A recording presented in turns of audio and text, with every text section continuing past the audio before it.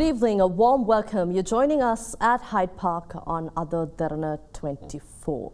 At Hyde Park tonight, I've invited to our studios a stalwart of Sri Lankan politics, an iconic figure of Sri Lankan politics, a man with 42 consecutive years in Parliament, and he was sworn in as Prime Minister for the most number of times in Sri Lankan history. May I warmly welcome leader of the United National Party and former Prime Minister Ranil Wickremesinghe. Thank you for joining us at Hyde Park. Thank you for inviting me. The Honourable Ranil Wickremesinghe, you entered Parliament decades ago. You've seen independent Sri Lanka throughout. But let's talk about your vision and your journey going forward for Sri Lanka. I like to see Sri Lanka as a developed country. When I was small, we were second only to Japan. There used to be people from Singapore used to come and work in our harbour. But now we've gone to the bottom of the line. There has been so many occasions which we have missed due to our own internal politics. So what I've been trying to do is to ensure that we are able to raise our living standards and have a much better society that people deserve. We need not be so poor. There need not be such a large number of people in poverty. There need not be such large number of people having a low income. We are entitled to something better, and the politicians have not been able to deliver it. For 42 years in Parliament, you have been a part of this entire setup. You're talking about this policy for Sri Lanka, but where did we go wrong? You have been also in Parliament, like I said, and we had this vision. Everybody talks about Sri Lanka, a greater Sri Lanka. Where have we gone wrong? But there are two different versions. One is be practical, work out on the market, accept the open market, and go along, which is what people have done, including in China. Secondly is to go back to slogans of the past, slogans of greatness, without any, which is empty, which is only rhetoric. There are no plans that can work.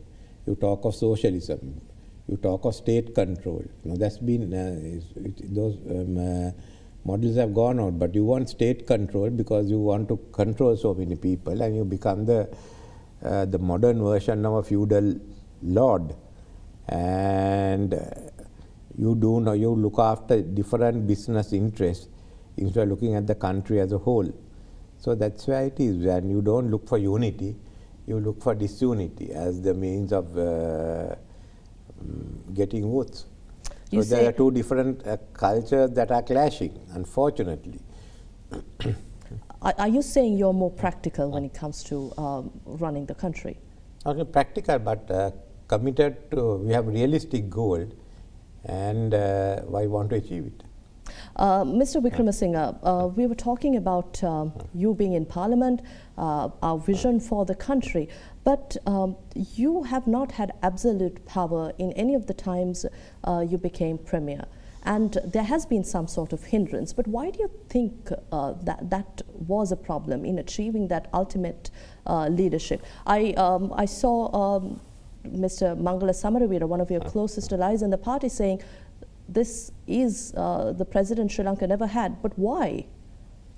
No, we want to have a president. We started the presidential system, then we realized it wasn't working, and it's better to go back to a parliamentary system. And the executive president has a certain role in balancing between the center and the provinces.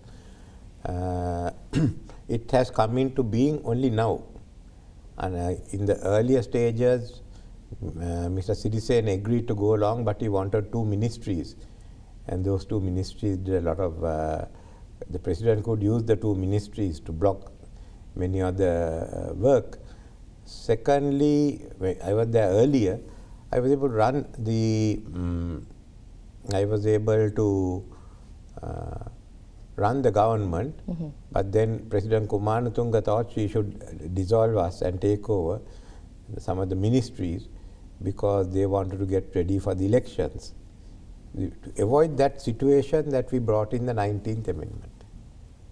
And then I carried the government on despite all the problems until Sajith Premadasa lost the elections, presidential elections, and our parliamentary group decided that we should go into opposition. Now, with the party split, the UNP and the Samagi Jana Balawegaya, what are we offering the people? What are you and the Samagi Jana Balawegaya? What are the different policies that the two parties? Because to an outsider, it seems like it's the same United National Party split in two, same policies. No, it is a different party. Now the courts have ruled, and their candidates are detrimental to the UNP. They are not the same because they consist of those minor parties whom we took out of the Mahinda Rajapaksa government, now who is dominating it, and didn't want the name UNP. Now we wanted the name UNP to be carried on. That was all that we insisted. And the courts has found that. We wanted an alliance with the UNP in a majority, and like last time had the UNP symbol. They wanted a completely new party, so they had no faith in the UNP. So what will be the fate of this new party, the Samagi Jana Balawegaya, once after the general elections, those who are voted in as parliamentarians? I don't know. You know, Balawegaya is something that is temporary. You know, these are not things that last so long. Some Balawegaya comes and the Balawegaya goes off. So obviously they have found an appropriate name, Balawegaya. These are transient things. So are you seeking a coalition with the SLPP going forward? No, we have put a manifesto. Either have confidence in us, give us the mandate. Otherwise, we'll watch the fun from the opposition. There's been a lot of talk for a long time that the Rajapaksas have always protected and shielded Ranil Wickremesinghe. Is this true? No, they took away a lot of my members to become ministers in 2005. Remember? But you've been able to work better with the Rajapaksas. I have been able to work with the Raj. I've worked with Chandrika Kumanatunga. I've worked with Mrs. Bandaranayaka. I have had no problem. And when after she ceased to be president, we formed this front which got Maithripala Sirisena elected.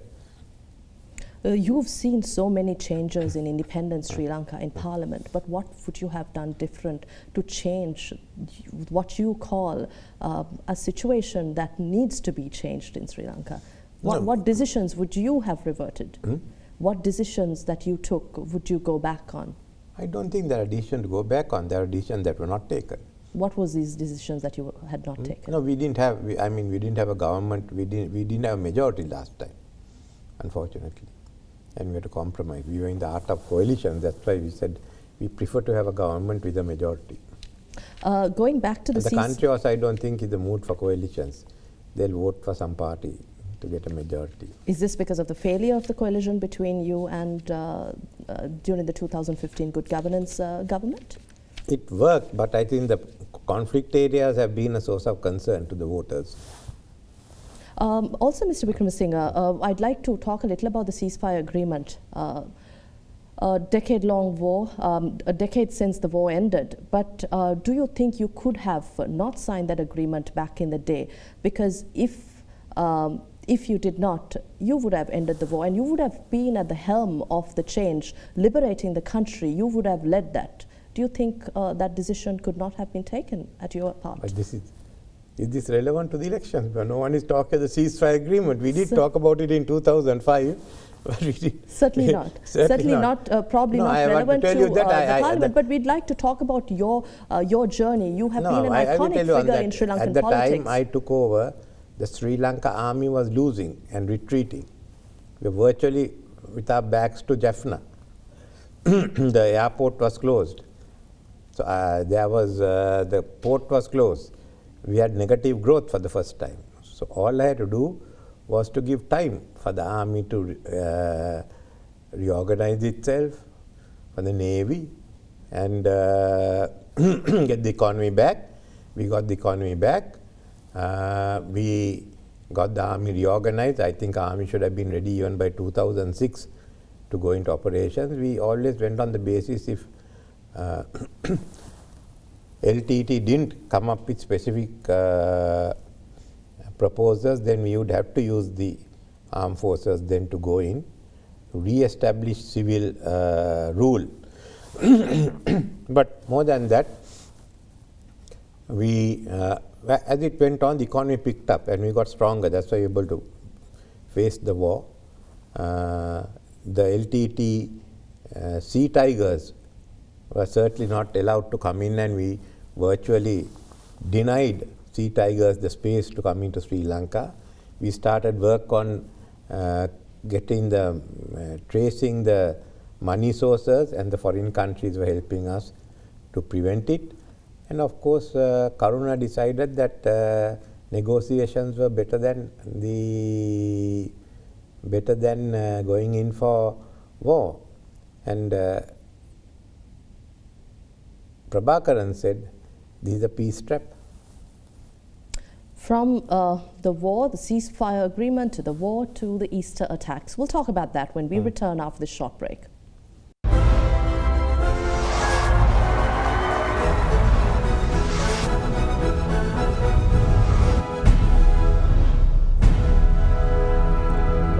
You're joining us at Hyde Park, and we are in discussion with the leader of the United National Party and former Prime Minister, Mr. Ranil Wickremesinghe. The Easter Sunday attacks of last year. We are all aware of the weakening of the securities apparatus, but what really went wrong from the side of the leadership? Why couldn't we have prevented these attacks? And why wasn't the regular meetings and regular surveillance conducted as per usual? Which is a question we went into and then decided that the Parliament should investigate it rather than the government. Well, the Easter attacks were known by the Sri Lankan intelligence and the police, and they had not taken appropriate steps other than the IGP sending down circulars. I don't know, maybe they didn't think it will take place. That's what we're trying to find out. But certainly I was not informed, and neither was the State Minister of Defence. We met each other in Nuwara and I came down to Colombo after that. Now the question is, who knew of it? The President says he is unaware of it. He didn't know anything. I think the others have given some evidence to the contrary. So this is the issue that has to be sorted out, this vital link as to why it was not there. And then of course they said that President had asked, which I didn't know, that information should not be conveyed to me or to any other ministers. A general order not to convey any intelligence. So that was the position. But you had a lot of power within that government. You were as Prime Minister. We had power, but it had to come through. Now the main source was our Security Council did not meet weekly. So we used to get the information through the Ministry of Police. That was the main source. Then he had taken over the Minister of Police when he dismissed me, and we asked him that we want it back. He wanted it kept till the investigations against his life were complete. That was over towards the end of February. By March it had taken place. We took it up and said we want to have this returned by April, after the Sinhala New Year. We should have pushed, I think, for return immediately. At least we would have been better informed. The Security Council, to my knowledge, did not meet after this information came to the government of Sri Lanka. The last meeting was somewhere in March early. So obviously even if we are in the Security Council, we would not have known the information, because they didn't meet after the information came into the possession of the security agencies. But weren't you worried that a country that was thoroughly secured, our security was top priority, but the failure, didn't that worry you? Oh, it worried me a lot. I mean, when I heard it, I was in charge. I was quite worried, and they told them to crack down immediately, not to wait. So by evening, we were able to identify the people and go into the Demargada house, and with that the lead went to Kalmune. And fortunately, the locals in themselves had given information to Kalmune, and the Kalmune to the police. So we were able to get hold of that lot and deal with them. That's because we acted very, very fast. Then on the other hand, we had this issue of riots taking place against Muslims. So we have to divert some of our forces for to safeguard the Muslim properties. In a situation like this, riots are unfortunate because poor people who are not involved suffer.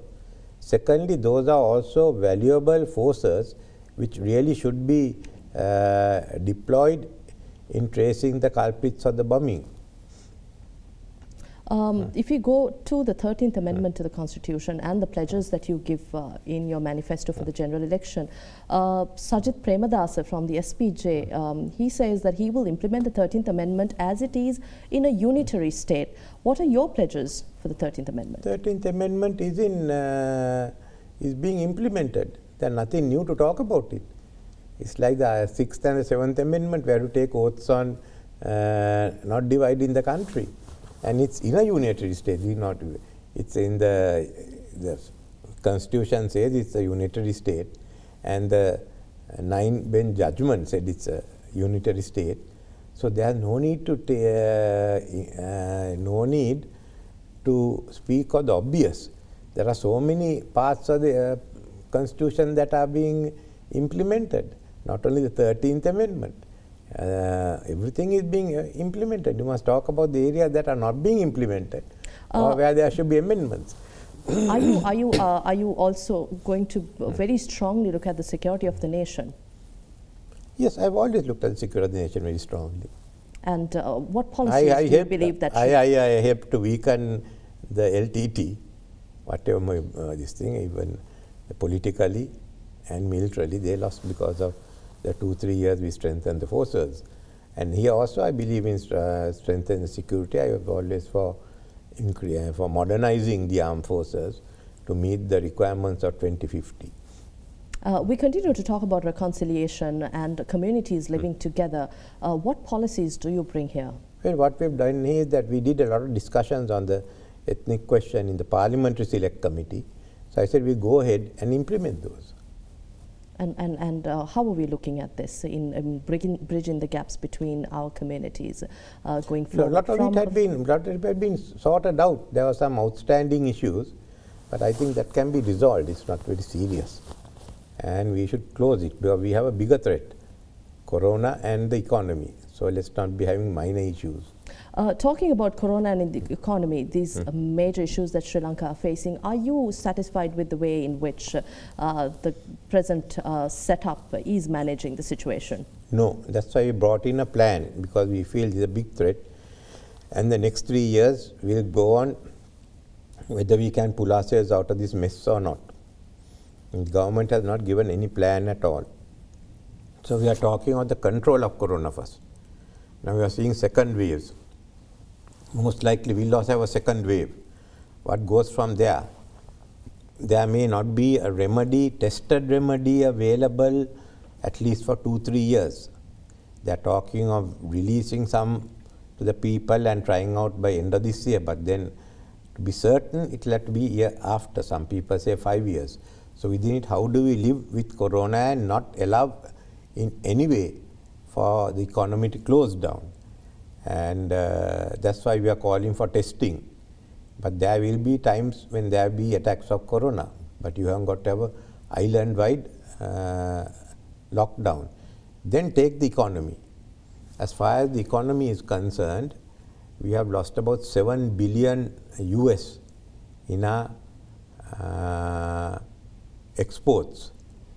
The apparel markets are down, tourist markets are down, Middle East earnings are down, some of the other manufactured exports are down. So we are losing on the number of ships that are coming to the harbour is down. So we are losing that money. And there is no way in which we can find that money through other sources. The only way is to go through the appointed organization. The G20 has appointed IMF as the focal point and work out a package. But we have not been able to work out a package because we went back on the agreed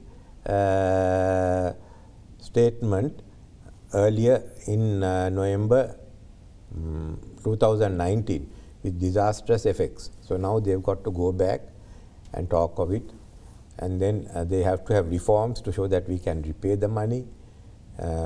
as far as the UNP is concerned, we have been dealing with them.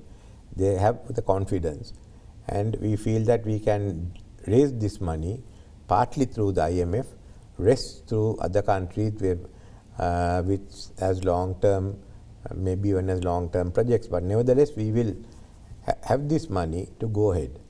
And I think in 2003, I raised 5 billion, 4 billion in Tokyo, and one that the President Bush gave us under the first MCC. So we could get the 6. When you have the 6, you are strong enough. Then deal with your rupee component, which we've suggested should be long-term securities, 25 years or 50 years, which is bankable and can be used. So you got a mixture of securities, bankable securities, plus you have the cash.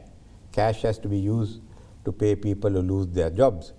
But we have very little space to move. I don't think we can help everyone who wants, but a million people who loses their job getting 10,000 a month for a year, that is possibility, because the total bill comes to about 120 billion. Now the issue comes if people start coming back from the Middle East. Now it depends on the numbers, whether it's 500,000 or 100,000. But finally, it's even 500, you've got to deal with it. And outside the issue of giving some income support is how do you quarantine such a large number? So we've got to work out schemes on that. Right. I think on that note, we'll take a short break at Hyde Park.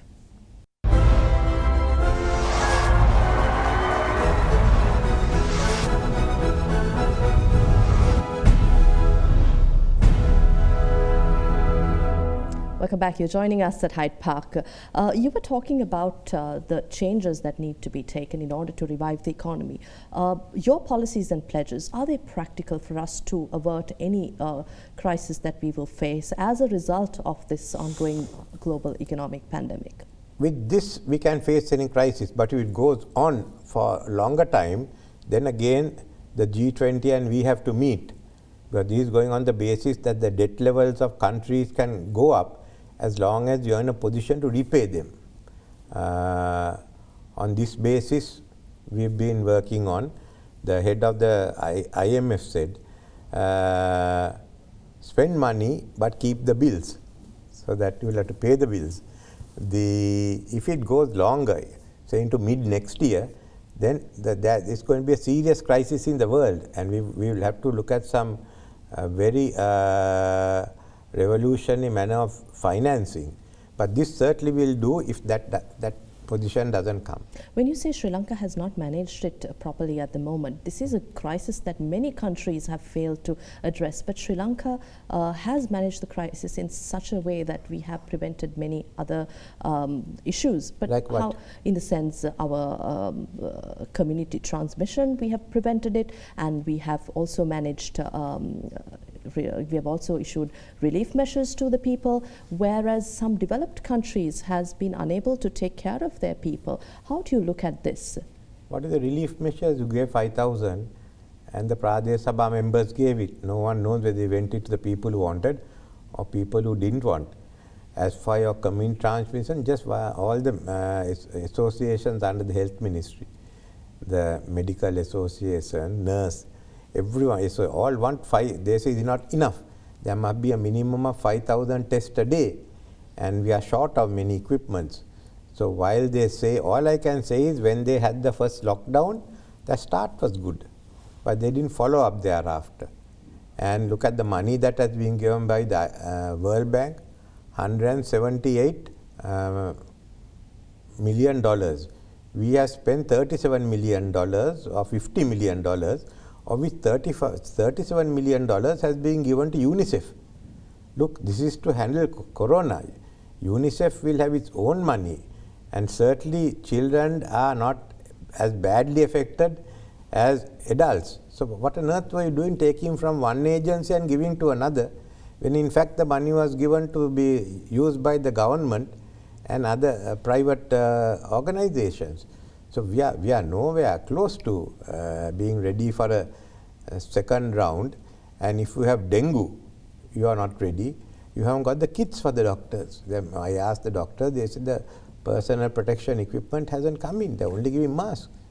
Our workers, health workers, to airport workers, to the security forces, are at the front line trying to prevent the spread of this, trying to work day in and day out. But are we saying that their efforts will go? I am not talking of them. They are working, but the government has the wrong strategy. Soldiers will fight, but the general strategy is wrong. You don't win the war. Now you are sounding like the government spokesman. We have all these people fighting. The fact is, when the own health ministry organizations say, look, this is not working, then surely these are the people in the front line, and they are saying, look, if you go like this, we lose the war. That's the only the issue that they have raised. Well, they said this is under control. We are now near at 3,000, and there may be a second outbreak. So we are saying, you can't handle it, have another government that will handle it. Yeah, everything depends on your ability to handle this successfully. What would you do different, apart from the economic plan that you spoke of earlier? I would put in the 5,000 testing. I would have made there's no law. We would bring the public health emergency bill.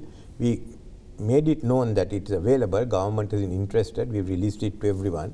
Immediately bring that in. Get the people to wear masks.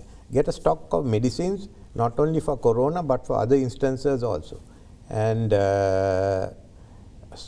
train more people to do the testing. Beef up the hospitals. Get more ventilators. And then also be ready for any other disease that can come along. We'll take a short break at Hyde Park to return to speak more with the leader of the United National Party and former Prime Minister Ranil Wickremesinghe.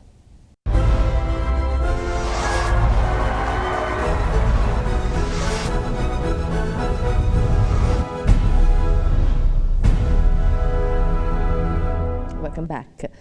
We spoke about corona and what should be done different. In recent times, you accused the government of using $4.5 billion of US government securities as collateral for a $1 billion credit facility, which the central bank the following day said it it was an overnight repo facility available for all foreign and international monetary agencies. What was this all about? I first quoted what came in the Economy Next, which quoted the Treasury Secretary article.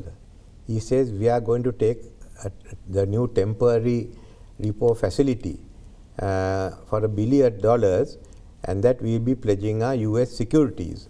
Our US securities amounts to $4.5 billion. So on the basis of this, I made a statement. It has not been in any way, that statement has not been withdrawn by Mr. Artigala. Then the central bank confirms what I am saying, but say they are only giving $1 billion securities worth $1 billion. But mine is a different issue, whether it's $4.5 billion or $1 billion. How do you repay? A repo is a temporary facility, and how do you repay it? Because at the moment we have no money. You have a temporary shortage of money. There's a block, you take a repo. It's a repurchase. One party sells, and later on they can repurchase it at a higher price. But then you must have the money. Now you're taking $1 billion because you really have no cash, and you are trying to give that to the banks. But then where are you getting the $1 billion from? If you are not having, if you have lost $7 billion, there's no chance to get that $1 billion. Which means that we are going to lose going on the central bank, we will lose $1 billion of our reserves. So then our reserves come down by another $1 billion. You have to pay $1 billion $1 billion in October on the debt, another 1.7 billion in these things later on. So that's 2.7 billion. Then your whole reserve may end up at about 3 billion, not even enough for 2 weeks imports. So why are you doing this? This is what we want to know. And we have never gone in for a repurchase agreement, because repurchase agreement, the Americans are giving it to, they are giving, under this temporary facility which the Americans announced, you are giving, you are giving dollars if you surrender the US securities. Then you keep it with you, and later on within a given period you buy it back at a higher price. Now this type of thing is good if you have a shortage of temporary shortage of money, but not otherwise. Secondly is there is no provision in the law, because Parliament controls public finance, and the only one that you can use is the monetary law.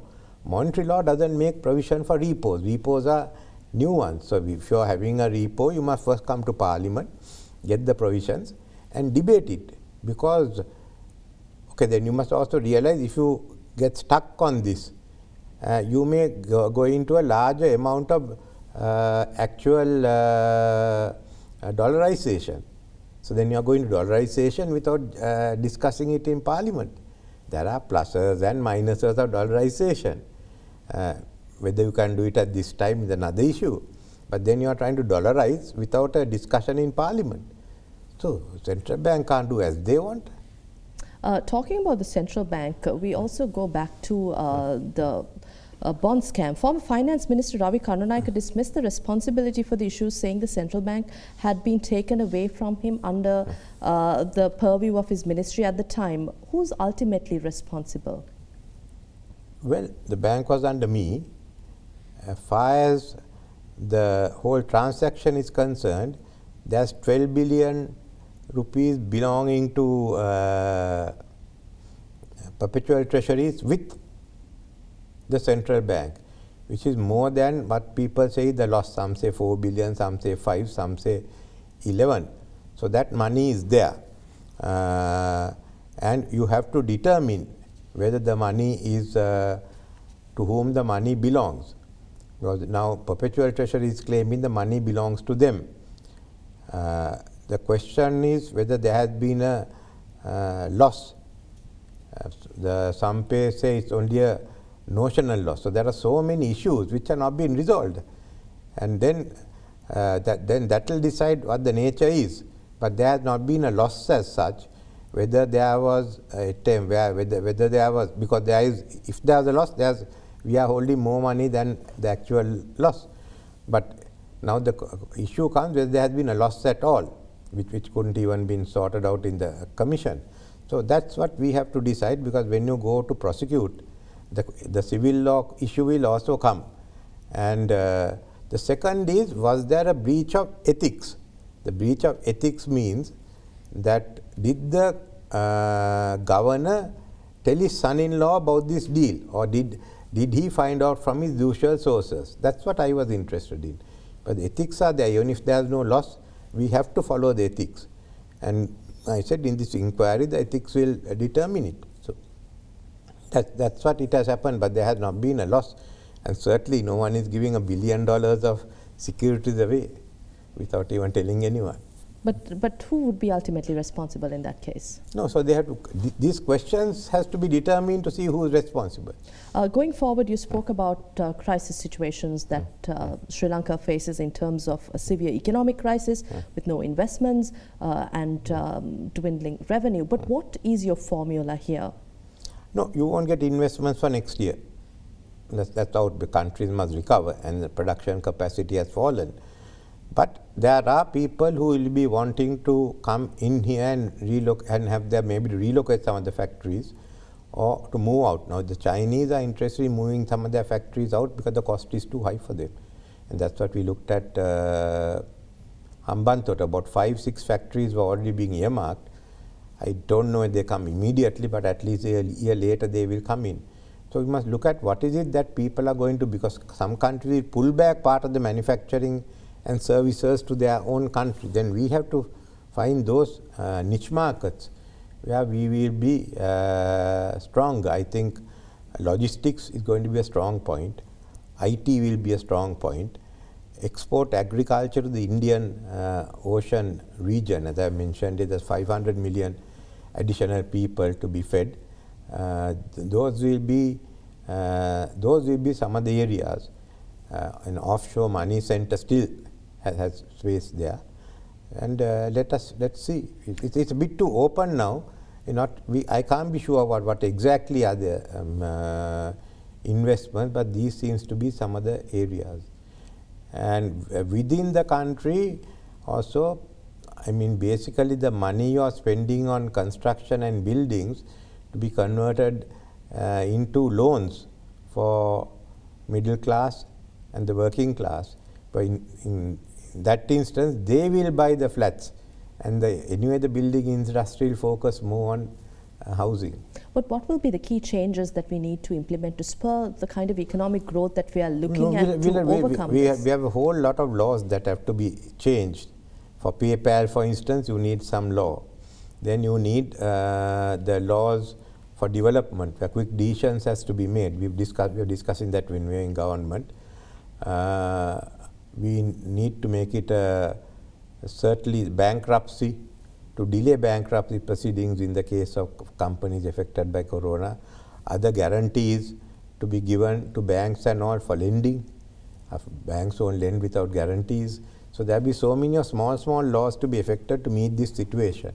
So instead of having about 20, 25 laws, idea is you bring them under different categories and put it into the laws. Moving on to talk about foreign policy. Your foreign policy has always been questioned here as to say that you've been more West-leaning and that you've not considered the sovereignty or the interest of the nation. Going forward, what will Sri Lanka's foreign policy be if your party comes to power? We have had good relations with China, we've got good relations with India, got good relations with Japan, and today the world actually the world is more around Asia. We got the GSP plus from EU. Now, if you think it's bad, this government can go and say to repeal to give up GSP. And the other one is with America we have had good relations, and Russia. We will continue that. Now, let's say the Porto has not said that if they are forming the government, that they are going to tear up the MCC. Let them get up and say that we will one of the two things. If we form the government, we will tear up the MCC. If the UMP forms the government, we won't allow them to sign the MCC. That's all. What agreements will you go into? No, whatever is necessary, I will go into. What is necessary right now for At the Sri moment, Lanka? it's the question of the agreements are more on financial side with the IMF. But I think we have to look at our getting into a trading bloc within BIMSTEC or South Asia, and also getting into that's a long-term one. We must study the impact of it. The regional comprehensive economic partnership. In the region, we have China and India. How will we manage this? We have no problem at all. We've always lived with both of them, and they've lived with us. About the parliamentary composition after the general election, with your experience for decades in parliament, what kind of a setup are we looking at here? Well, we are asking for absolute majority. But is that possible? I think if the country wants, they have to give one party an absolute majority. I don't think they are going to do coalition making. What will be the fate of the United National Party if... We'll be there, I hope, in government. And what will be, who will take up the leadership of the United National Party after you? Who will you like to see? I have no one. I let anyone, let them select the suitable person. There are a lot of young leaders now, new faces. Does this mean you wouldn't want the SPJ, the Samagi Jana Balawegaya members to join with the United National Party going forward? You can't be members of both. Courts have held. You can be member of one party. 80% of the parliamentary group of the United National Party is with the Samagi Jana Balawegaya. Why is this? Yeah, the fact is we also lost 2 million votes from the areas that they represented. Why is that? Sinhala votes we have lost. Why is it that's the first issue we must ask. Going forward, the final question, you probably envisioned the Sri Lanka at your early stage, 71 years now. Is this the Sri Lanka you envisioned, and Where do we go from here finally? Because the youth of this country aspire a bigger, a better Sri Lanka. I think we cannot say in this crisis where we are going. But I agree with you, we have not listened to the youth. They have to come in, and then they must decide where you are going. Because this is an uncertain future, we will work with them. They'll work with us, I presume. If they don't want to work with us, we have to go and determine how we face the future. But they must take it, because they are shaping what will take place for the next 30, 40 years. Just as much as President Jayawardena gave us a chance in the 1970s, and he changed Sri Lanka. I want them to be there. Their case against the politicians are valid. That's why this gone from dumping us into the Diyavanna to now hoping that all 250 of us, 225 of us will get corona. Fortunately, we have put new faces in. At least I hope they'll be elected and spared the corona. But youth are dissatisfied, they are disillusioned, they are moving away, both on the 215 and the 219 results. And we have to bring, the UNP is doing that, and there will be a massive reorganization with them after elections. And we started a new, actually I'm working with a platform started by young people called parapura.org, which seems to be reflecting their views, and it can be some can be very hard-hitting. One more question on the parliamentary elections. Do you believe that Sri Lanka should have a single party, should set up a single party government? No. Sri Lanka is never capable of setting up a single party government.